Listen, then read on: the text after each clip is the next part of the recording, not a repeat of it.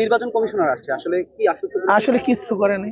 উনি আমাদের লোক আমাদেরকে ওখানে ডেকে তার সময় নেই, এটা কোনো কথা হলো? তার সময় নেই, তিনি ডাকছেন কেন? অথবা যদি নির্ধারণ করতেন আমি এত সময় থাকবো, তবু তো আমাদের প্রস্তুতি সেরকম ছিল। আমরা অনেক কষ্ট করে বিভিন্ন জায়গা থেকে এসেছি, কিছুক্ষণ পর বলে আমার সময় নেই, আমি চলে গেলাম। আমরা খুব আসলে ব্যথিত হয়েছি, আমি অনেক বেশি ব্যথিত হয়েছি।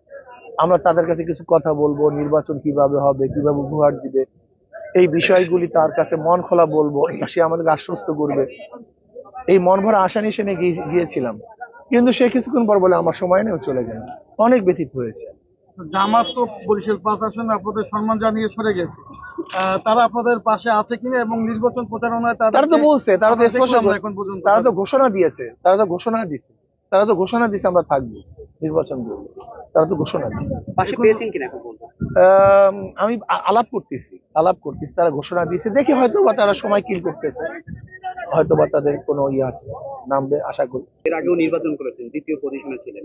এইবার যে অবস্থা, কি মনে করছেন আসলে? না, আলহামদুলিল্লাহ, জনগণের দ্বারে দ্বারে যাচ্ছি, তাদের কাছে কাছে যাচ্ছি। হতে পারলে আপনি প্রথম কি কাজটা হাতে নেবেন? আমি সন্ত্রাস মুক্ত এলাকা করবো, এটা আমার ফার্স্ট কাজ। দুর্নীতি মুক্ত, আমি চিন্তা করছি দুর্নীতির সমস্ত উন্নয়নের বাধা যদি দুর্নীতি মুক্ত করতে পারি, এমনিতে সব উন্নয়ন হয়ে যাবে, সব জায়গায় উন্নয়ন হয়ে যাবে। জনগণের কেমন সাড়া পাচ্ছে? অনেক বেশি সাড়া পাচ্ছি।